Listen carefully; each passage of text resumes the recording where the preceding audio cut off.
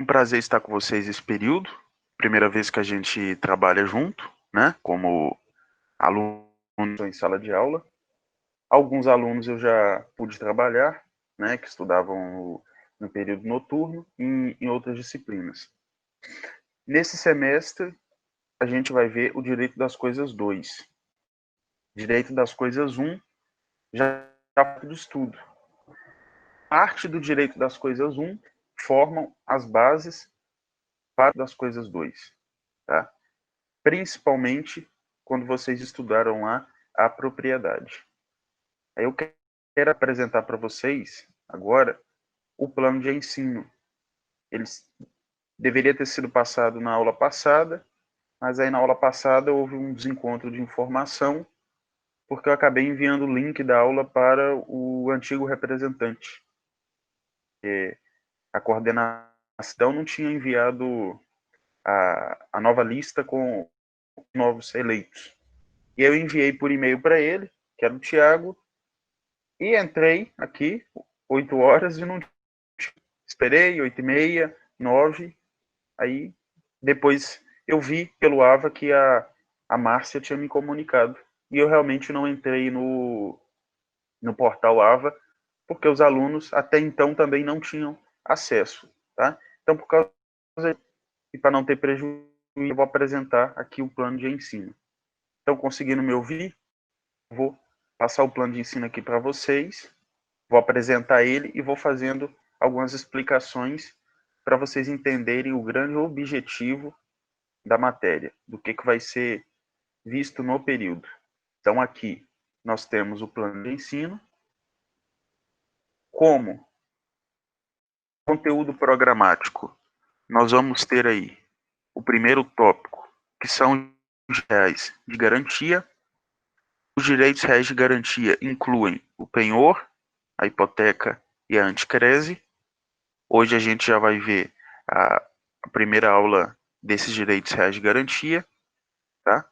Depois vamos entrar em cada um deles, vendo a hipoteca, o que seria a hipoteca e suas regras, com as suas regras, e a anticrese. Os mais importantes aqui são hipoteca e penhor. Anticrese, dada a realidade do Brasil, ela não é usada. Então, especial atenção em hipoteca e penhor. Depois de entender os direitos reais de garantia, a gente tem a promessa de compra e venda de imóveis. O de compra e venda já foi objeto lá em direito civil, na parte de contratos. Visto aqui é a promessa da compra e venda, porque esse direito do promitente comprador, ele gera alguns direitos a ele. Alguns direitos que são inerentes à própria promessa. E aí, essa promessa, se não é cumprida, se não é feita lá a outorga da escritura definitiva, gera para esse promitente comprador ação que tem aí no plano de que é a ação de adjudicação compulsória, que vai ser um dos principais direitos do promitente comprador. Então, esse promitente comprador, ele tem como de exigir a outorga da escritura definitiva. Porque, como já sabem, só é efetivamente proprietário quem tem o registro no RGI. Enquanto não consta, é meramente possuidor. Da promessa de compra, vocês têm os direitos de vizinhança.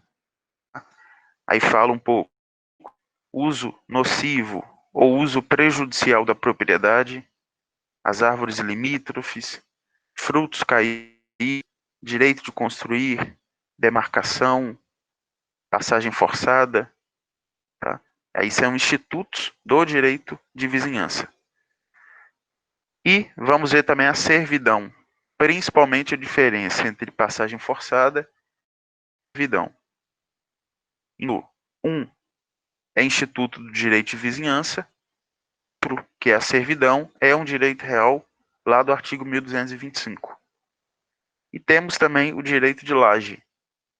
Tá? O direito de laje é importante porque foi o penúltimo direito real a ser inserido no rol do 1225 no Código Civil. Todos aqui, direitos reais sob coisa alheia. Posteriormente, o condomínio. E o condomínio tem algumas espécies.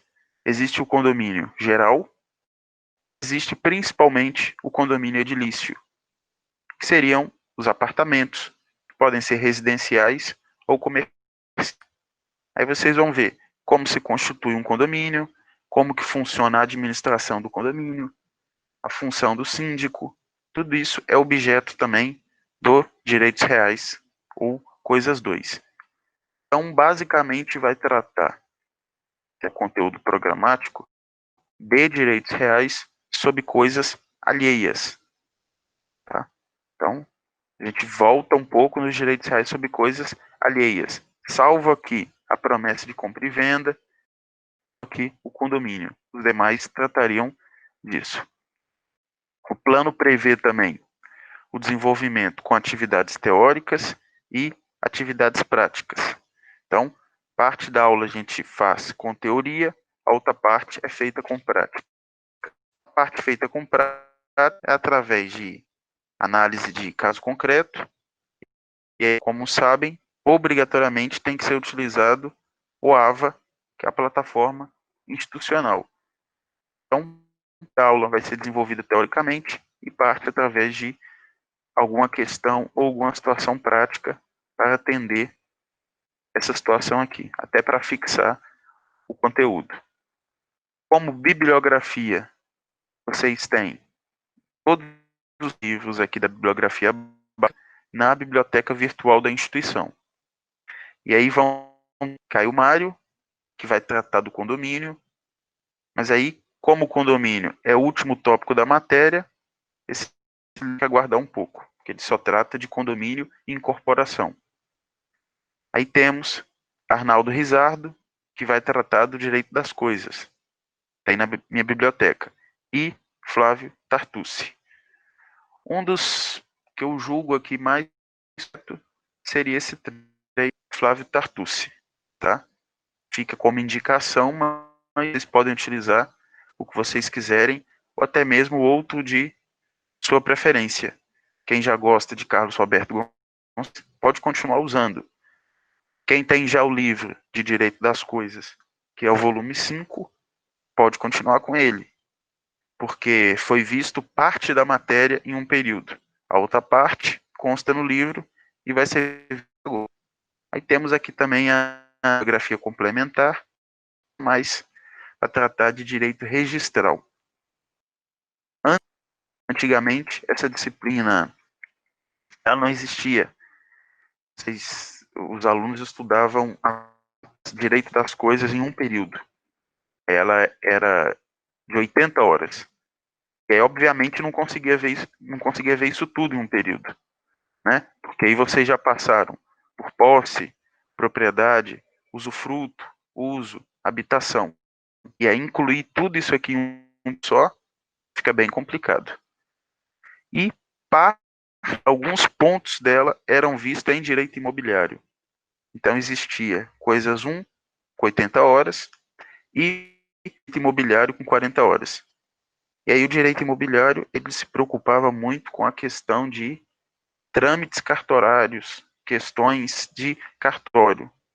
Não é tão relevante do ponto de vista acadêmico, especialmente para a região, porque o cartório em si, quando a gente vai fazer um registro, vai fazer a adaptação de um título, quem providencia todo o trâmite é o funcionário, é a pessoa que está trabalhando no cartório.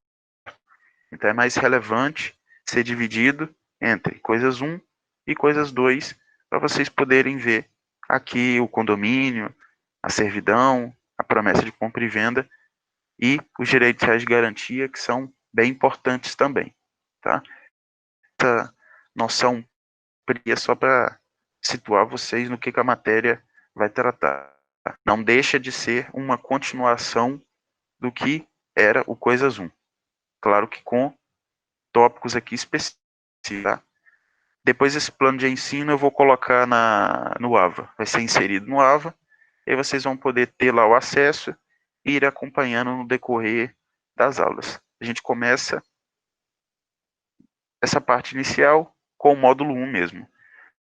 Pode ser que por uma questão didática para vocês, eu possa inverter algum toque na hora de explicar, mas não vai gerar prejuízo algum. Pelo contrário, é só para facilitar a compreensão.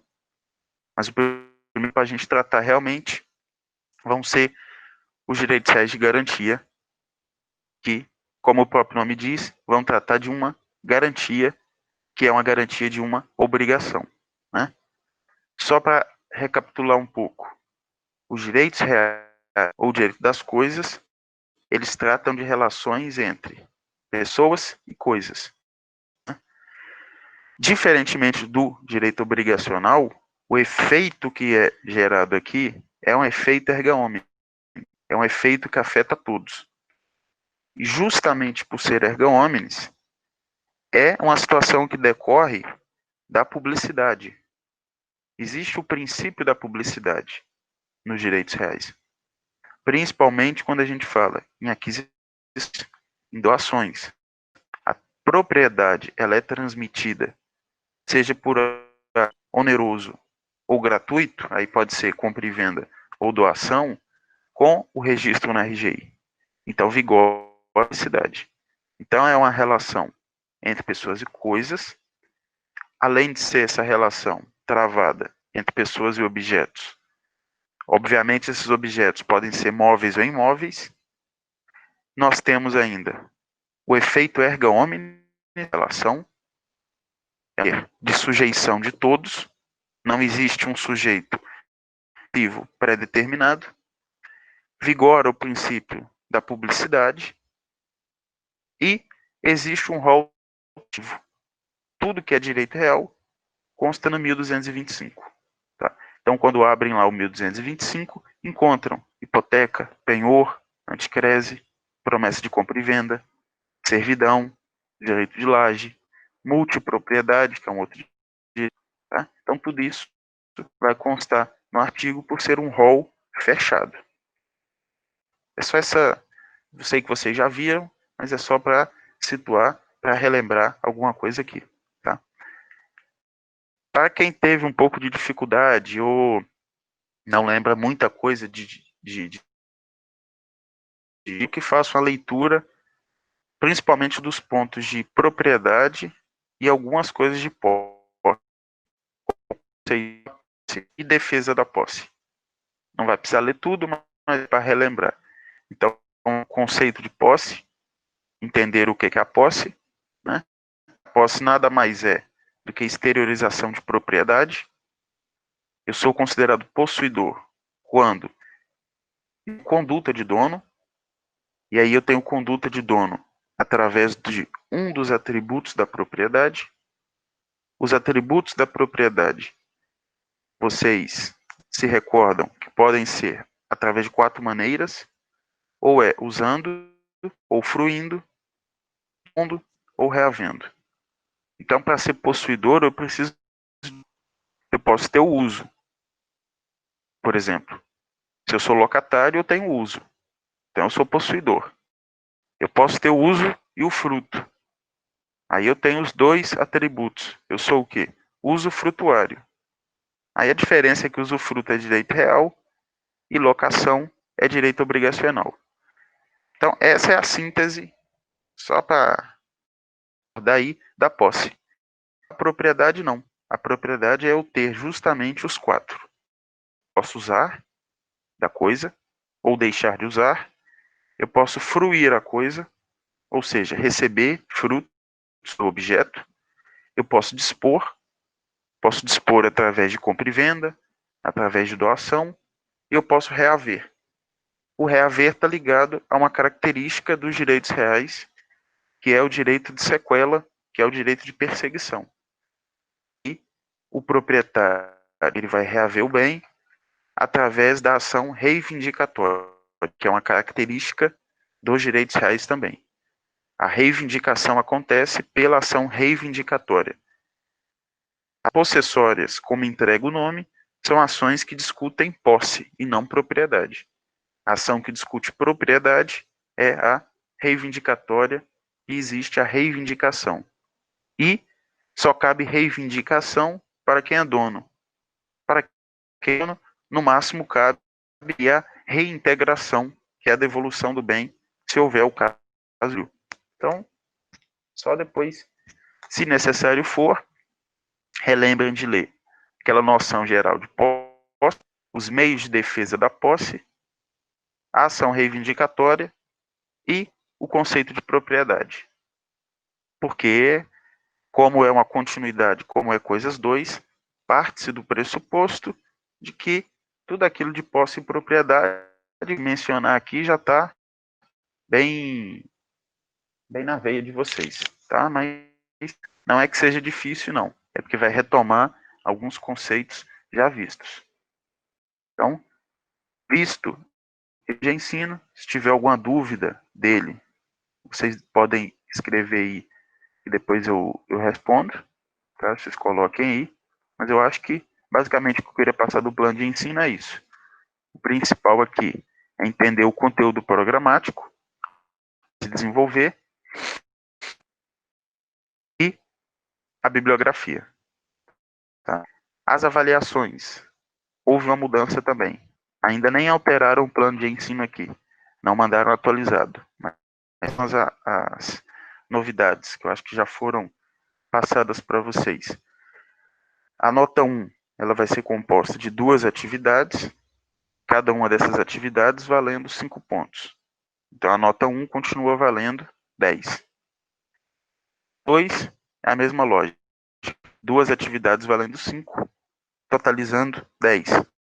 Quem perder uma atividade, ou da nota 1 ou da nota 2, tem direito à nota 3.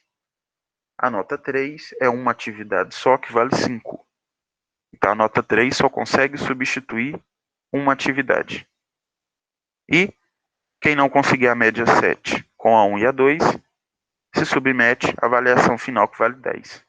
Tá? Então, a nossa é na igualdade de pontos para a nota 1 e para a nota 2. Ambas vão ser divididas em 2 atividades, 5 e 5. E as atividades são feitas no horário de dia. Então, a atividade vai ser, obviamente, informada, a gente vai ter um calendário para isso. E aí, no calendário, quando ficar marcado lá, dia 20, por exemplo, dia 20 de agosto, um teste. O teste deverá ser feito no dia e horário da aula, não mais com postagem dia de antecedência, como era antes. Não mais com o teste aberto 23h59. Esse teste vai ser feito de 8 da manhã até o final da aula. Tá? Então, as atividades vão ser feitas durante as aulas. Por que houve essa mudança, principalmente quanto à data de teste e prova? Por uma questão até de que estava ocorrendo muito plágio. As respostas são todas iguais. Então, o grande objetivo é que efetivamente a gente tente fazer com que tenha um trabalho mais proveitoso. Então, o objetivo não é prejudicar, mas é que aí não fique tão solto, tá? E aí, com o calendário, com a programação, vocês conseguem. Quem perder uma atividade vai ter o direito de se submeter depois. Vai submeter à avaliação 3. Só tomar porque, como a avaliação 3, ela vale 5, se vocês perderem 2 atividades, já perderam 5 pontos. Porque a substituição vai ser só referente a 5 e não a 10. Então, o máximo de ponto aí para recuperar com a avaliação 3 são 5 pontos. Tá? Então, de avaliação, acho que é importante falar isso também, porque teve essas alterações. Do plano de ensino, então, era isso. Depois, constar no AVA. Se houver dúvida aí do que vai tratar, vocês coloquem. E a gente vai ver, então, começar a ver os direitos reais de garantia. Compreender hoje as bases do que é um direito real de garantia e até mesmo relembrar um pouco do que seria uma garantia. O nosso direito ele permite alguns tipos de garantia. Aí eu preparei o material aqui que eu vou apresentar, depois eu coloco esse material inserido lá. Então aqui, dentro do direito 2, nós temos aí, como direitos reais de garantia, 3. Então, os direitos para garantir algo, melhor dizendo, para garantir uma obrigação, no Brasil só existem 3. Pode ser a hipoteca, o penhor e a anticrese. Qual que é a característica principal da hipoteca? A hipoteca é quando eu entrego um bem imóvel. Então, eu garanti uma dívida com a entrega de um bem imóvel. Eu compro no Banco Itaú e peço R$500 mil emprestado. Ao pedir 500 mil emprestado, o banco entregar assim e me mandar para casa. Ele vai exigir uma garantia de pagamento. Essa garantia de pagamento, até pelo alto valor, provavelmente vai ser de um imóvel. Então, como garantia de pagar os 500 mil, eu vou entregar um bem de propriedade. A hipoteca vai ser um bem imóvel, uma casa, um apartamento, venda, não importa. Tá? Então, o que caracteriza a hipoteca é a entrega de um bem imóvel. O penhor é também uma garantia de pagamento, mas aí seria uma coisa móvel. Quando tem lá o penhor na Caixa Econômica, é como se fosse um contrato de depósito. O sujeito vai lá pegar R$5 mil emprestado. Para pegar os R$5 mil emprestado, a Caixa Econômica exige o penhor de joias. Então ele empenha as joias. O nome aqui não é penhora das joias, tá? É empenho das joias. Então ele vai empenhar as joias para poder ter os 5 mil. A Caixa fica no poder dessas joias até que ele pague os 5 mil. Se ele não pagar os 5 mil no vencimento da dívida, a Caixa ela vai o quê? Executar o penhor. A diferença é a hipoteca é bens imóveis, o bens móveis. E a anticrese, como eu falei, quase não é usada no Brasil, a gente nunca vê na prática, porque seria o sujeito pedir como satisfação do crédito, quantia do crédito, o valor dos aluguéis. E aí é muito mais complexo. Quando a gente for estudar, vocês vão entender. Então, na anticrese, diferentemente do credor exigir a entrega de um objeto, ele exige o quê? A percepção dos frutos. Então, a diferença é essa. A anticrese trataria da percepção de frutos dos alunos, por exemplo. Tá? Então, essas imagens que eu coloquei é meramente, obviamente, ilustrativa. A última, então, a gente apresentação da hipoteca. Tá? O sujeito lá, o credor entrega o dinheiro e o devedor entrega como garantia de pagamento do dinheiro uma casa. O penhor é a representação acima. Ele entrega uma joia, provavelmente tudo, né? Ele entrega um bem móvel como garantia de pagamento desse dinheiro sendo emprestado. E a anticrese seria o fruto, seria o rendimento de um aluguel. O que o aluguel rende para poder abater no valor do empréstimo que eu peguei. Então, os direitos reais de garantia, eles podem, na verdade, ser uma consequência de uma obrigação. Eu pactuo uma obrigação, eu como devedor, junto com o credor, e no direito dele, vai exigir o quê? Entrega de um objeto. Essa entrega pode ser real ou não, a gente vai estudar ainda. Então, ele vai exigir a entrega de um bem, ser móvel ou imóvel, depende da natureza do contrato aqui, para garantir o adimplemento da obrigação. Então, dentro do conceito, a gente teria isso, que são direitos constituídos pelo devedor, então é sempre o dever, uma obrigação, ou um terceiro mediante autorização, obviamente. Então, pode ser a entrega de um objeto meu, ou a entrega de um objeto de João, para uma dívida minha. Claro que nesse caso, João tem que anuir com isso. E esse bem, essa coisa, vai ser colocada em quê? Em favor do credor. É colocada em favor do credor não para ele usar, não para ele vender, e sim para garantir o se cumprida a obrigação, aí essa coisa vai fazer o quê? Vai subir aquela obrigação que eu descumpri. Então, vai ser uma execução específica de um bem, diferente da execução de um devedor, que é no seu patrimônio. Né? A execução de um devedor, se eu pego 100 mil reais com alguém, esse alguém não exige garantia nenhuma. Se eu não pago os 100 mil, quando ele vai me executar, ele vai se satisfazer no que eu tenho de patrimônio. Aí na hora da execução, se eu tenho casa, se eu tenho carro. Se é uma de garantia, já tem algo garantindo, algo específico. Então esse direito real de garantia, ele é de uma coisa para cumprir ou para dar garantia, dar substrato a uma obrigação. Então, apesar de ser um direito real, ele decorre do direito obrigacional. Tá? Porque direitos reais já sabem que é características próprias do direito obrigacional. Mas aí, esse aqui, tomar cuidado, porque ele decorre de um direito obrigacional. Não existe o direito real de garantia de forma autônoma. Tá?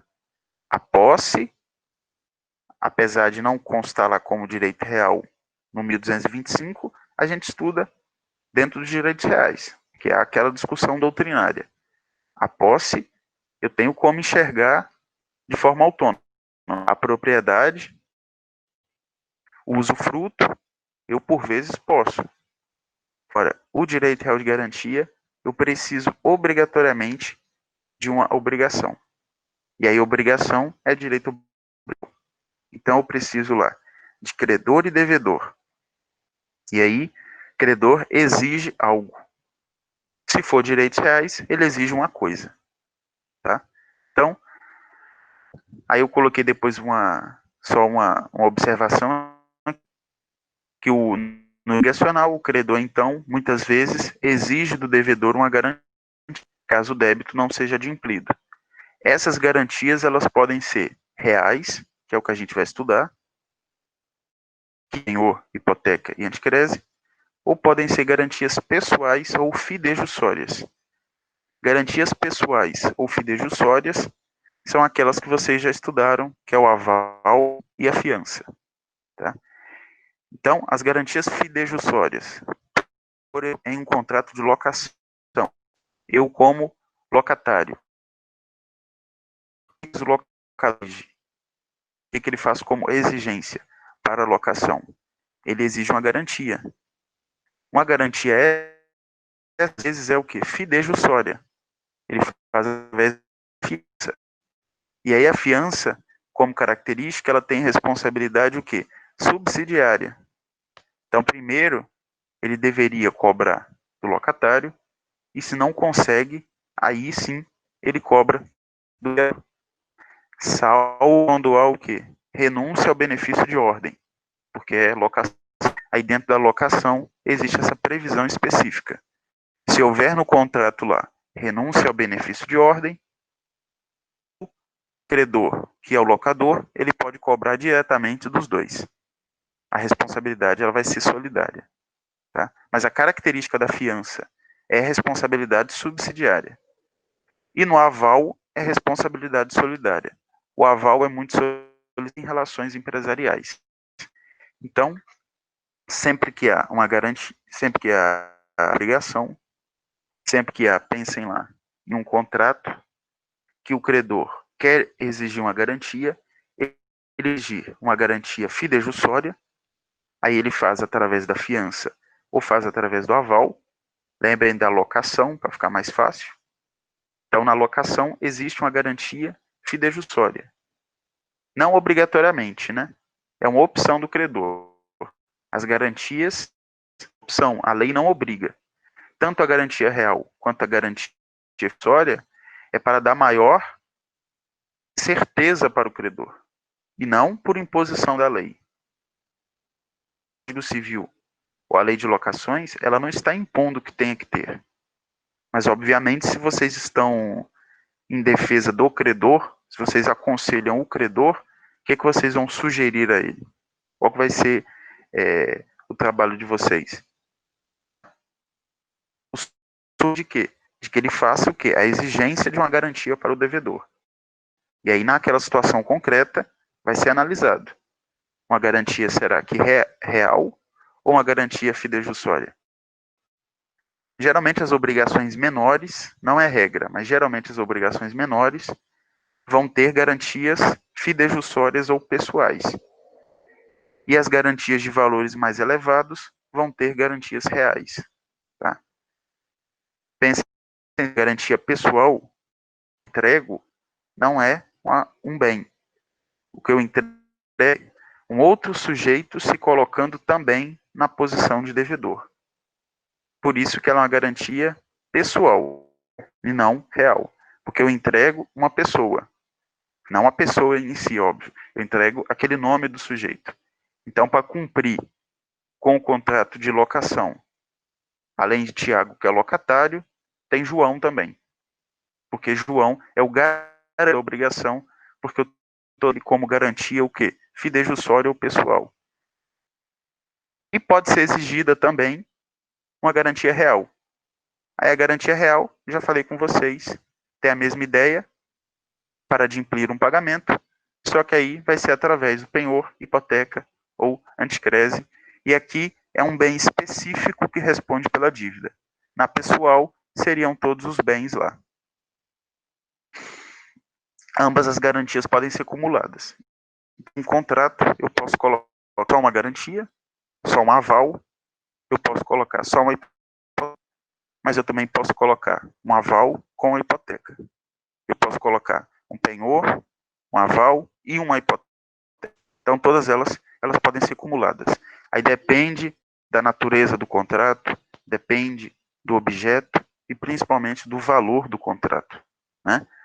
Para eu garantir o adimplemento de 10 mil reais, é diferente a garantia que eu vou se eu quero o adimplemento de 10 milhões de reais. Os bens, obviamente, vão ser inúmeros e vão ser de inúmeras naturezas aí. Então, depende principalmente do valor para se escolher o garantia.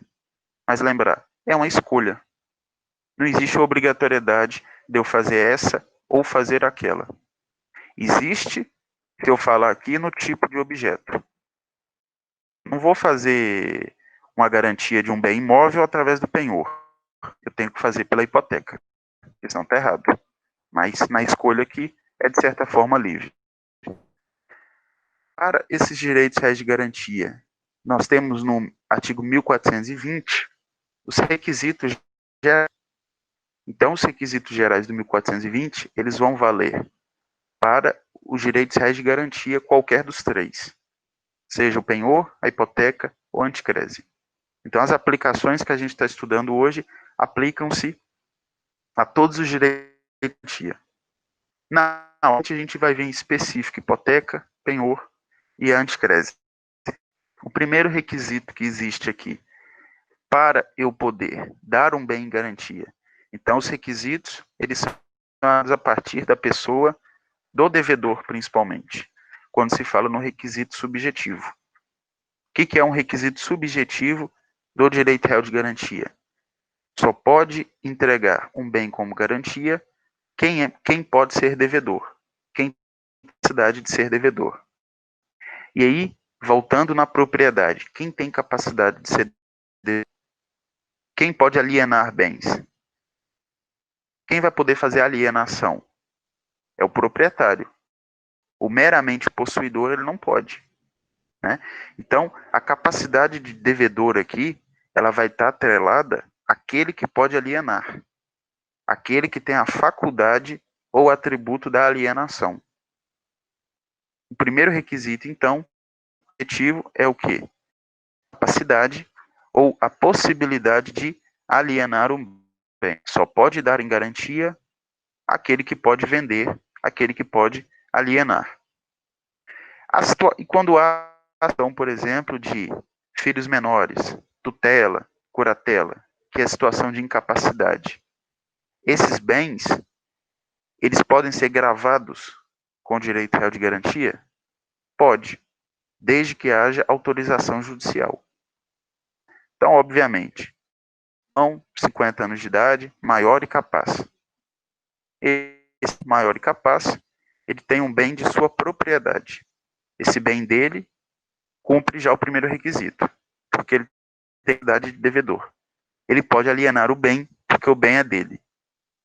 Agora, João, pai de Márcio, Márcio tem 10 anos de idade e recebeu lá de doação um bem. Esse bem recebido de doação, que é da propriedade do filho de João, pode ser dado em garantia? Pode implemento de uma obrigação? Pode, com autorização judicial. Então, para constituir direito real de garantia de bens de menor tutelados e curatelados, resumindo, de bens de incapazes, eu preciso primeiro ir ao Poder Judiciário e requerer uma autorização. Com a autorização, agora eu tenho capacidade de devedor. Então, na incapacidade, a capacidade, obviamente, fica para a autorização judicial. A lei de recuperação judicial também, mas aí é direito empresarial, ela veda que as pessoas falidas possam dar os bens em garantia, até por uma questão lógica. Se está em insolvência, se está em falência, como é que ela vai garantir algo com aqueles objetos? Prejudicando ainda, pode ainda prejudicar os seus credores. Então, as consequências do direito requisito subjetivo. Então, requisito subjetivo é apenas um. Capacidade de dever. E só tem essa capacidade quem pode vender, quem pode alienar. Tá? O requisito objetivo é que não basta eu ter a capacidade de devedor. O bem que eu quero garantir tem que ser um bem o quê? Possível de venda. E aí tem que ser um bem, então, alienável. E aí, o que são bens alienáveis? São todos que podem ser encontrados no mercado de compra e venda. Joias, obras de arte. Claro que esses são objetos de grande valor. Poderiam ser coisas de menor valor, porque depende do valor da obrigação que eu quero garantir. Tá? Pode ser móveis, pode ser uma TV, pode ser um prato, pode ser uma louça. Tudo isso pode ser o quê? Objeto. Pode ser um bem alienável e aí cumpre o requisito objetivo. Lembrar, esse bem alienável tem que estar atrelado à capacidade minha de ser. Porque esse bem, além de encontrar no mercado de compra, é um bem que é de quem? É meu. É um bem meu. Então eu tenho essa capacidade de devedor. Um exemplo não alienável. Os bens públicos. Né? Os bens públicos, eles não podem ser gravados como garantia. Porque não cumpre esse requisito. Não tem essa possibilidade de alienação. Tá? Existem outros bens também, que, por exemplo, os bens gravados com cláusula de inalienabilidade. Isso lá dentro do sucessório ou dentro da doação, ele existe. No testamento, o testador pode colocar o quê? Cláusula de inalienabilidade. Ou seja, aquele bem não pode ser vendido, ele só se perpetua no seio da família. Ou uma cláusula de inalienabilidade na doação. Eu dou o meu imóvel para Maria, mas eu coloco na doação uma cláusula de inalienabilidade. Obviamente que se esse bem consta essa cláusula de não possibilidade de alienação, não cumpre o requisito objetivo, porque esse bem não é alienado. Então, em regra, tem que ser o bem do sujeito, tem que ter a capacidade de alienar, atrelado ao bem podendo ser vendido, lembrando principalmente desses dois que não podem. Os bens públicos não cumprem com o segundo requisito e os bens com cláusula de inalienabilidade, podendo ser testamento, podendo ser a doação. Então, os requisitos subjetivos e objetivos, eles vão tratar disso. Sempre que se fala em um requisito subjetivo, é um requisito, na maioria das vezes, ou de vontade, ou ligada a sujeito. Aqui, no caso, é sujeito. Tá? Então, requisito subjetivo está ligado a um sujeito, que é a pessoa do. Já o requisito objetivo está ligado a um, nesse caso. E aí o objeto aqui é o quê? Coisa móvel ou imóvel, possível ou passível de ação. Se é possível ou passível de alienação, pode ser feito através dos direitos reais de garantia desses tipos de contrato. Então, esses dois requisitos são os dois primeiros requisitos para se poder constituir esse direito. E temos um terceiro requisito, que é um requisito de forma. Não basta eu ter a capacidade de alienar, não basta eu ter um objeto que eu possa alienar. Eu tenho que ter um contrato que prevê as cláusulas do 1424. Tá? Então, o requisito formal, ele vai tratar de uma formalidade. Os contratos de penhor, anticrese e hipoteca, eles deverão ter o quê? O que consta nos 4 incisos. E aí vejam a consequência se tiver um deles. Tem que ter os 4, na medida do possível. Tá? Se não tiver, eles vão ser ineficazes, eles não terão eficácia. Então, o termo aqui, tecnicamente, é anulação. O termo é ineficácia. Faltando o requisito formal, haverá a ineficácia do contrato do direito real de garantia. Porque esse direito de garantia, ele deve ser constituído mediante contrato. E aí, o contrato, ele é para ao contrato principal.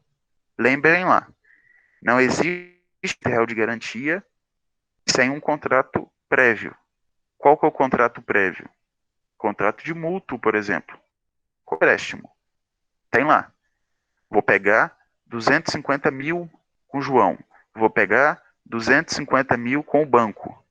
O banco faz muito esse tipo de direito real de garantia, principalmente hipoteca. Tá? Vou pegar lá 1 milhão, 2 milhões, o banco me garantia. Geralmente vai ser uma garantia real. É melhor uma garantia real, o banco está mais garantido com a garantia real do que eu entregue o nome de alguém, de um colega, por exemplo. E aí, nesse exemplo que eu dei, ao pegar lá os 2 milhões com o banco, ele exige a garantia real. Para eu poder dar a garantia real, tem que ser analisado o quê? A capacidade de devedor. Tá? Eu posso alienar aquele bem que eu quero dar? Segundo, além de eu poder alienar, aquele bem é possível de venda? É alienável? E terceiro, na hora de fazer o contrato, o que tem que constar? Nesse contrato que vai ser de hipoteca, tem que ter o valor do. Qual que é o valor do crédito? 2 milhões. Ou sua estimação, se não houver um valor exato. Ou um valor máximo. Tá? Vamos imaginar que sejam valores sucessivos. Eu vou pegar até o limite de 2 milhões. Mas os contratos vão tratar de um valor específico. Então tem que ter no mínimo o quê? O valor do crédito. Ou o valor exato, ou estimativa, ou o valor teto, que é o valor máximo. Além do valor, tem que ter um prazo para pagamento, porque é no prazo para pagamento que a gente vai fixar o quê? O inadimplemento da obrigação. Enquanto não houver o inadimplemento da obrigação, o credor não pode me cobrar. O credor não pode exigir o cumprimento. Então vai ser fixado lá. Pagamento dos 2 milhões até 20 de janeiro de 2038. 20 de janeiro de 2038, se eu não pagar aquele débito, aí sim o banco vai executar o meu imóvel. Execução ou execução da hipoteca. Ele vai fazer execução da hipoteca. Tá? Taxa de juros, se houver. Obviamente, nas relações com o banco, nas relações de dinheiro, sempre vai existir. Então, a taxa de juros tem que estar expressa e o bem dado em garantia com suas especificações. Então, o bem ele vai ter que ser o que ainda? Descrito nesse contrato. Então, vai ser informado lá. É uma parte localizado na cidade X, tamanho X, registrado na RGI tal, em nome de fulano, tem que constar tudo. Se for um penhor, Se for a entrega de umas joias, se for a entrega de uma obra de arte, vai constar, foi dado como garantia a obra de arte do pintor tal, do encontra-se em tal local, porque tem que estar as suas especificações, tem que estar o seu estado, inclusive o seu estado de conservação, tá? A gente vai ver depois que existe penhor de veículos, aí tem que constar o estado, porque tem que ter as suas especificações para fixar limite de responsabilidade civil futura depois. Então, o contrato, seja ele penhor, hipoteca, ele vai ter que cumprir requisito subjetivo, objetivo e um requisito formal de formalidade do contrato. Lembrar, o requisito de formalidade, se ele não existir, torna o contrato eficaz. Não vai ter eficácia. Se a gente fala que o contrato não tem eficácia, quer dizer o quê?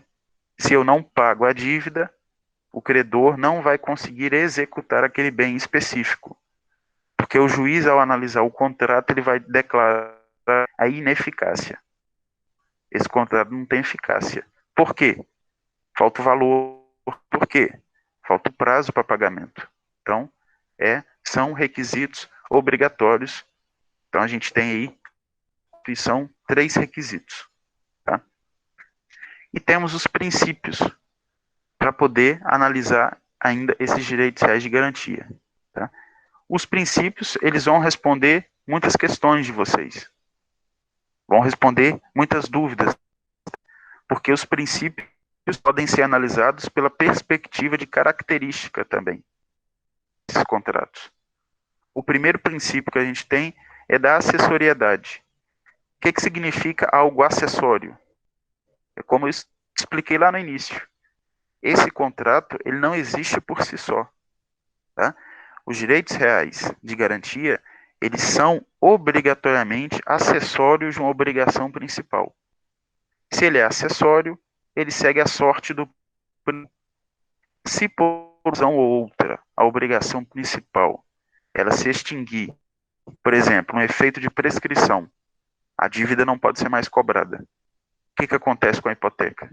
Extinção, a prescrição do contrato principal. Então, pelo princípio da acessoriedade, o direito real de garantia, ele segue a sorte do contrato principal, que é o contrato de obrigação. Então, vão existir sempre 2 contratos. Contrato, empréstimo, ou até como eu falei lá, mas a gente fala da história, a locação. Existe o contrato de locação, existe a garantia da fiança, anexo.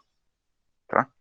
Então, aqui dentro, vão existir 2 contratos, derivados do princípio da acessoriedade. Além disso, existe o princípio da publicidade. Pelo princípio da publicidade é que gera a oponibilidade erga omnes. Tá? Como saber que o imóvel comprando ele tem uma hipoteca? Com a consulta ao RGI. Comparece ao RGI e retira a certidão de ônus real. Nisso, vocês já conseguem visualizar outra coisa. Em dado em garantia, ele pode ser vendido. Por quê? O devedor tem a capacidade de alienação. Ele pode alienar. Só que quem está comprando com um gravame. Qual é o gravame? De recair sobre o bem uma hipoteca. Dei quantia lá para o banco os 2 milhões, naquela dívida que eu paguei 20 de janeiro de 2038, um apartamento. 2035, eu vendi o apartamento para Joana. Joana compra e faz lá o registro na RGI em nome dela. Na hora que ela fez a compra, se a hipoteca foi registrada, ela comprou o quê? Ciente. Ela comprou sabendo. Ela pode perder esse bem para não pagar? Pode. Por quê? Porque vigora a oponibilidade erga omnes. O banco, como credor, ele vai o quê? Buscar o bem com quem quer que seja. Característica do direito real, que é uma grande diferença do direito obrigacional, pura e simplesmente. Então, essa publicidade é a oponibilidade erga omnes. Só vai existir publicidade se houver registro. Então, se porventura essa hipoteca não for registrada no RGI, aí ela teria efeito interpartes. Mas aí, a característica principal dos direitos reais, principalmente dos imóveis, é o quê? Registro. Então, vocês, como futuro aí, operadores de direito, obrigatoriamente, vai fazer um contrato acessório, vai pactuar um contrato de direito real de garantia, principalmente se estão ao lado do credor. O que tem que correr e fazer? Registro. Tem registro. Se for de bens imóveis, vai registrar na RGI. Bens móveis, vai registrar no cartório de títulos e documentos. Então, a obra de arte também poderia ser registrada. Vai lá no títulos e documentos e registra. Registra que a obra de arte, apesar de ser de Joana, ela está sendo dada em garantia em meu favor. Se alguém compra a obra de arte de Joana e ela não me pagar, eu posso ir lá e pegar esse bem. Tá? Então, essa verdade ela é muito importante, porque é característica principal dos reais. Vigora também o princípio da indivisibilidade, que é o quê? O pagamento de uma ou parte da dívida não exonera a garantia real. Então, para eu conseguir a liberação do meu bem, que está lá em favor do credor, eu tenho que pagar a integralidade. Não adianta eu pagar 2 parcelas. Não adianta eu pagar 3 parcelas. Tenho que fazer o pagamento integral. Se eu não fizer o pagamento integral, eu não posso pedir o quê? A liberação do bem.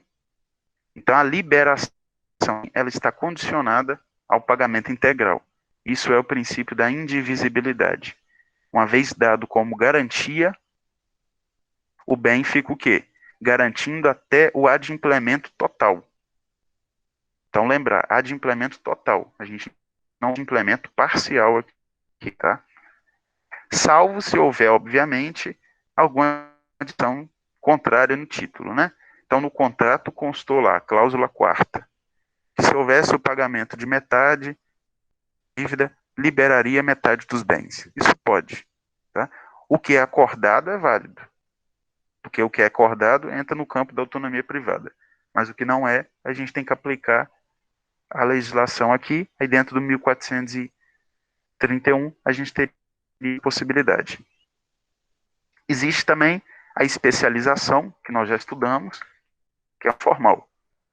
Então, o requisito formal, além de ser constituído como requisito, tamanha a importância dele, ele é visto também como princípio, tá? Que é aquela descrição do bem, a descrição das coisas dadas em garantia. Existe ainda o princípio da preferência. Tá? Existe uma preferência o quê? Na execução do bem.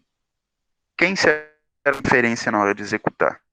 O credor hipotecário ou um credor quirografário? É o credor hipotecário, que é o credor que tem o bem garantido. Tá? Então, eu estou lá 10 pessoas. E aí eu dei como garantia o apartamento para o banco, garanti aquela dívida de 2 milhões. Dei um não, dei 3 apartamentos, né? Porque 2 milhões, vamos imaginar que foram 3 apartamentos, para poder cobrir a dívida de 2 milhões. E tenho com vocês de 500 mil, mas não dei bem nenhum, não foi exigida garantia nenhuma, nem real, fidejussória. Quem que vai ter preferência na hora de cobrar, quando houver o vencimento da dívida? O banco ou vocês? O banco. O banco tem um bem em favor dele, tá? O banco, por ter um bem em favor dele, ele vai ter a preferência na execução. Esse seria o princípio da preferência. Vocês estariam como credores quirografários. E tem a proibição do comissório. Para entender a proibição, primeiro vocês têm que entender o que é pacto comissório, tá? Não a proibição dele. O pacto comissório, quando a gente fala esse termo, essa nomenclatura, seria a possibilidade do credor ficar com o bem dado em garantia. Então eu entreguei lá os 3 apartamentos para o banco e aí eu não pago. O banco vem e fala: então agora os 3 apartamentos é de propriedade do banco. Isso é pacto comissório. Mas o Brasil não permite o pacto comissório. Então o banco não pode fazer. O que o banco tem que fazer como credor? Executar. Porque o interesse do credor é no dinheiro e não no bem. Então, o credor, ele sempre vai ter que fazer a alienação do bem dado em garantia. Aqui, no direito reais de garantia, não é uma escolha do credor querer ficar com o bem. Ah, então eu fico com o bem. Ele não me pagou, eu vou ficar lá com a obra que eu quero pôr na minha época bonita. Não, ele vai levar aquela obra de arte a executar, porque ele vai ter interesse no crédito. Tá? Ele vai ter interesse no produto da coisa e não na coisa. O objetivo é satisfação do crédito e não ficar com a coisa, até porque a coisa, o objeto não é dele, tá? Mas aí cuidado, no parágrafo único do 1428, nós temos uma faculdade, é uma faculdade do devedor. Depois que vence a dívida, esse devedor pode dar a coisa em pagamento. Mas aí cuidado, a opção é de quem? Do devedor. Então venceu lá, 20 de janeiro de 2038. Não paguei ao banco. O que o banco deveria fazer? Executar os apartamentos. Mas aí, chega lá no dia 22, chega lá no dia 20 de fevereiro, eu ofereço ao banco os apartamentos.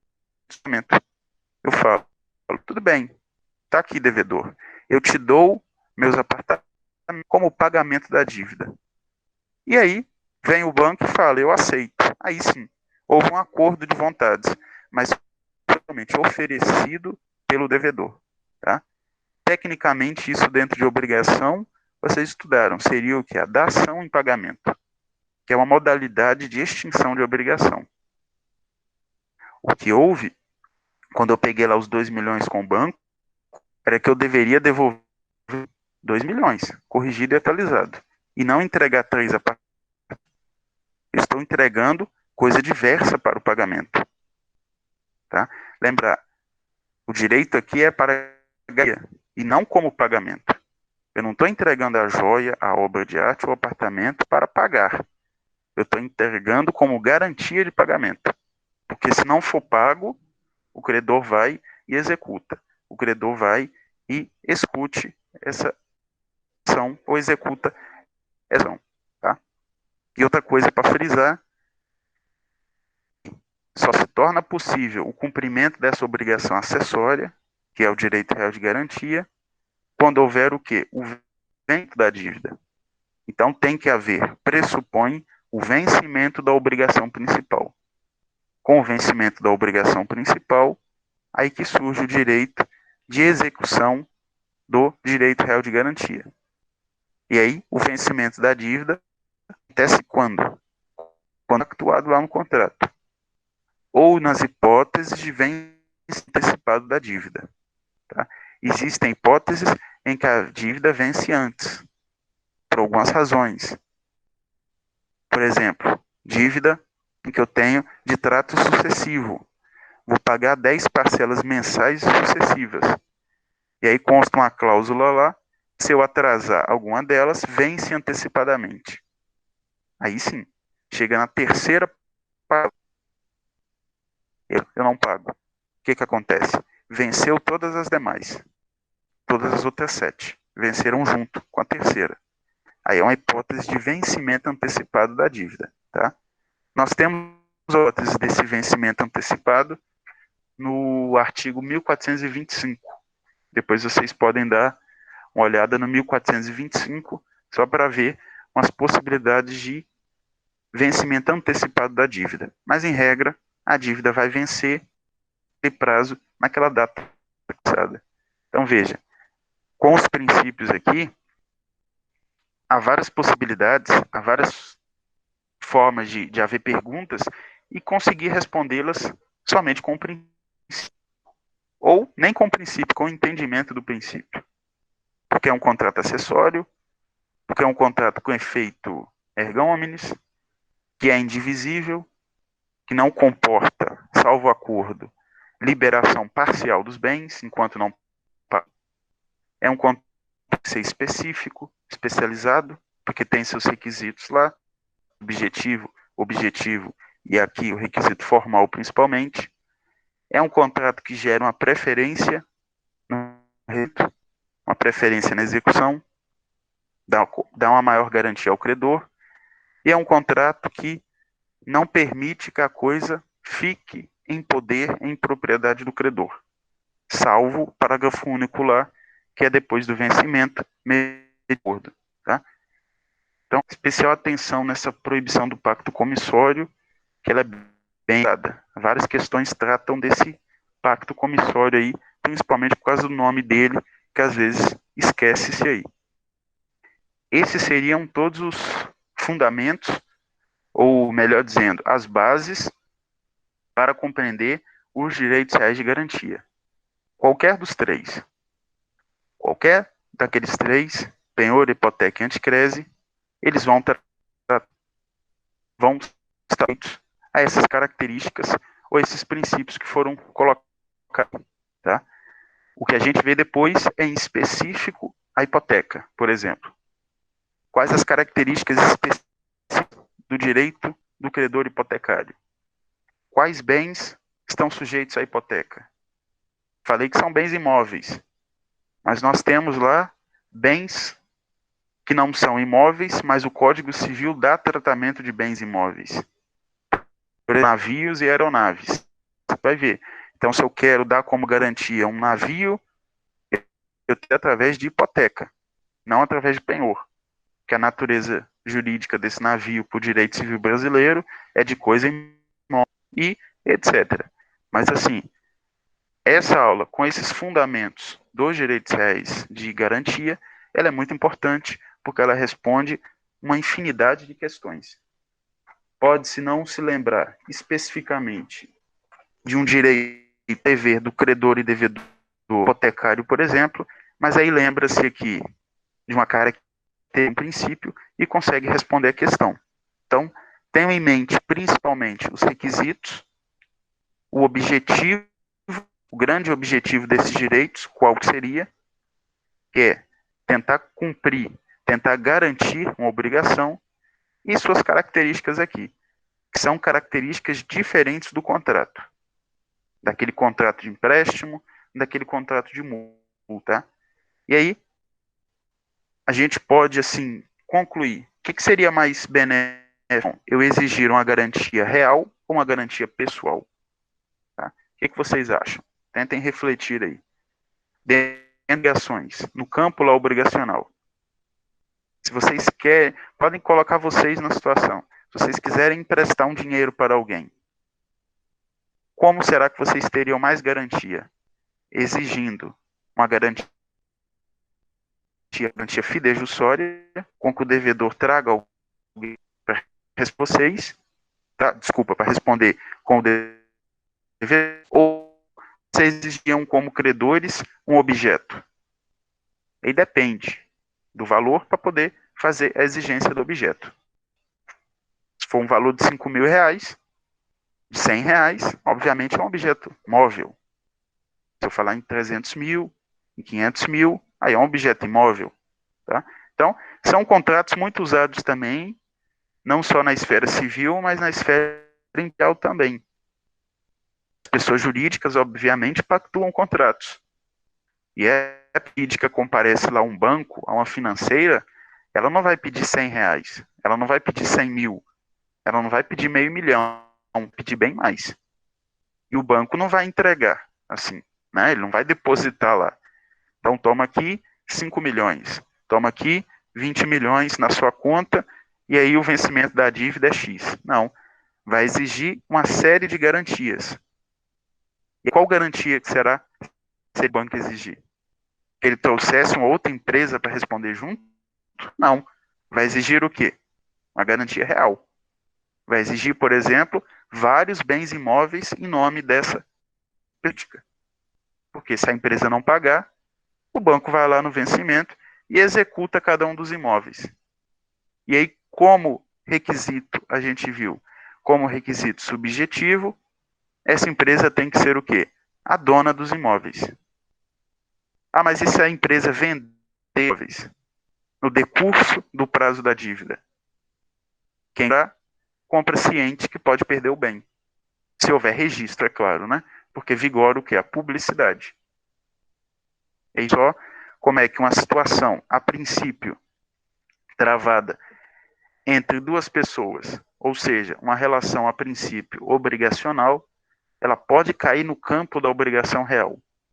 Ela cai justamente derivado de um contrato, direito que é de garantia, para garantia como garantidor. E aí toma-se importância por causa disso aqui. Entra nesses direitos decorrentes de uma obrigação. Tá? Veja se vocês entenderam. Deixa eu ver se tem alguma coisa aqui. Onde se faz o RGI? O RGI é no Registro Geral de Imóveis. Tá? O RGI é a abreviação justamente disso, Registro Geral de Imóvel. E aí tem que ser no Registro Geral de Imóvel do local da coisa. E só cabe para bens imóveis. Tá? Então vai registrar a hipoteca. O credor comparece lá para registrar a hipoteca do bem que foi dado em garantia da dívida de um valor que ele emprestou. Ele tem que registrar essa hipoteca onde está localizado o apartamento. O apartamento é em Volta Redonda, vai registrar na RGI de Volta Redonda, não na RGI de São Paulo.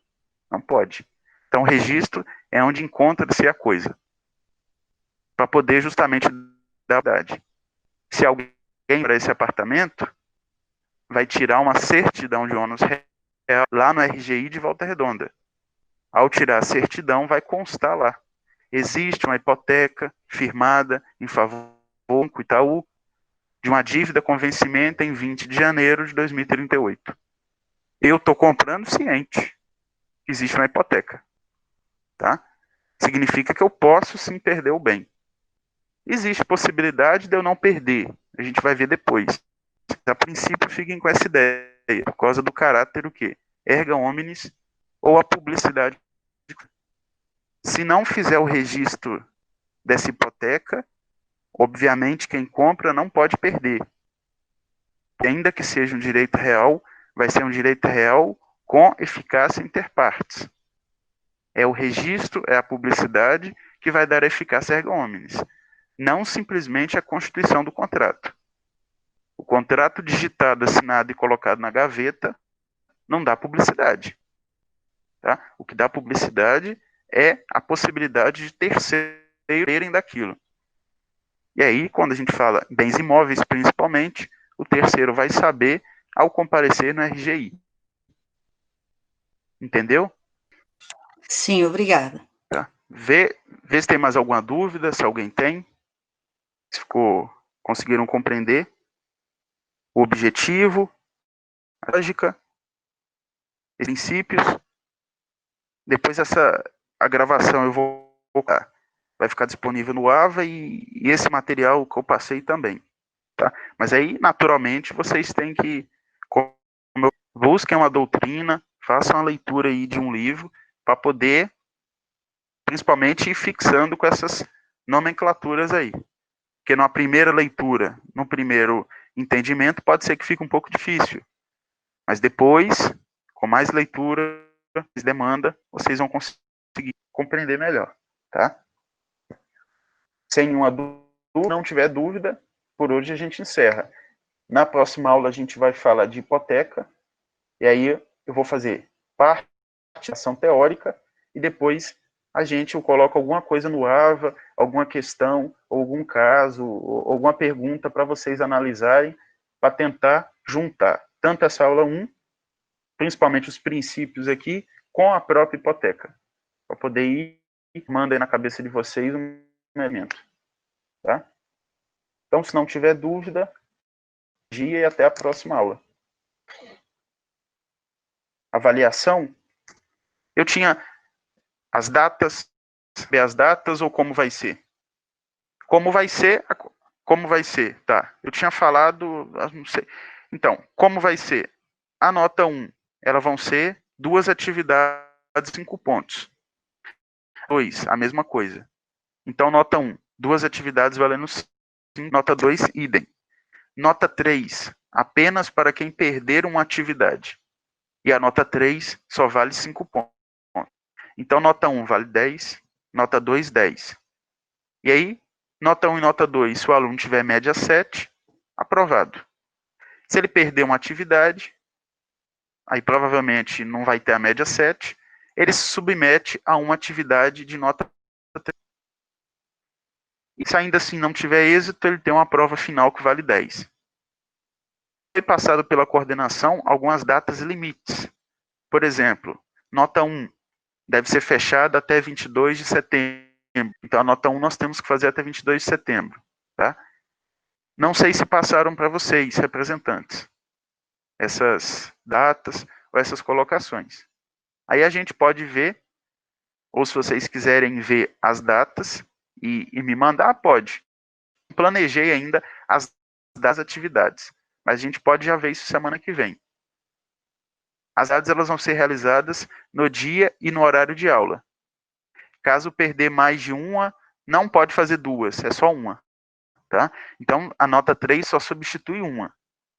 O aluno que perde duas, ele fica no prejuízo. Tá? Então, tem que tomar cuidado. Se for perder, por alguma razão, uma atividade, se não puder fazer, ter atenção que é uma, porque ela só vale 5. Não vai existir nota 3 para nota, várias notas. Nota 3 só vai repor 5 pontos. Então, não adianta perder um trabalho de nota 1 e 2 trabalhos de nota 2. E querer 3 trabalhos de nota 3. Só vai substituir uma nota. Então, vai ficar com 0 na nota 2. E com a nota que ele tirar referente à nota 1. Aí ele vai para a final. Tá? Então, a nota 3 só para um trabalho. E as atividades, então, provas ou os testes, o que for, vai ser feito no horário e no dia de aula. Não vai aquela postagem de um dia antes, também não vai ser até 23h59. Tá? Parte das atividades, sim, questões objetivas. Tá? Por exemplo, eu devo passar um trabalho para um dia de aula, aí vocês vão fazer na hora da aula. Obviamente que é um trabalho compatível com o horário de aula e um trabalho que dê para fazer no horário. Tá? Não vai ser trabalhos extensos, vocês tenham que ficar dias, até porque a entrega é no dia e hora da aula. E questões objetivas também. Um formulário lá para marcar as questões no dia e horário da aula. Mas vai ser informado, a gente vai combinar antes, vai ser divulgado as datas. Ninguém vai acordar, entrar no AVA e ver que tem teste lá. Vai ser acordado isso antes, tá? Aí eu vou ver com a Márcia depois as datas e vocês vão ver entre vocês para a gente colocar essas atividades aí. Mas vai ter questões objetivas, sim. Inclusive a maioria vai ser. Até pela facilidade que vai ter de análise, seja do lado de vocês, quanto para correção também. Porque criar uma questão discursiva para corrigir, não vai dar certo. Aí não consegue cumprir prazo. Nem vocês cumprem, eu também não consigo cumprir. Com um monte de turma e um monte de matéria, para corrigir uma por uma, não dá.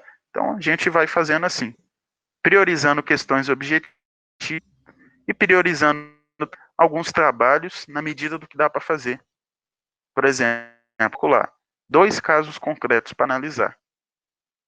Posso fazer também por aqui. Então, fica marcado naquele dia lá, dia 20 de novembro, a análise desses 2 casos concretos na hora da aula. Vai ser um debate, por exemplo. Aí é vocês que vão explicar o que vocês entenderam e aí vai ser avaliado. Então, tudo na hora da aula vai ser mais simples. Acho que vai ser mais produtivo, tá? Não é só comigo. Então, é posicionamento meu. Não sou eu que estou fazendo na hora da aula, não. É a instituição que colocou como regra, tá? Então, todos fazer dessa maneira, ou todos deveriam fazer dessa maneira, tá? Mas aí na próxima aula a gente já vê então a questão de data e eu já falo o que vai ser o primeiro trabalho para já ter uma noção, para já se preparar. Veja aí se não tem mais nada. Se não tiver, então a gente encerra, tá? Espero que tenham entendido. Então a leitura, depois eu vou colocar lá no AVO o material e vocês tentem ser para acompanhar, tá? Bom dia, até próxima semana.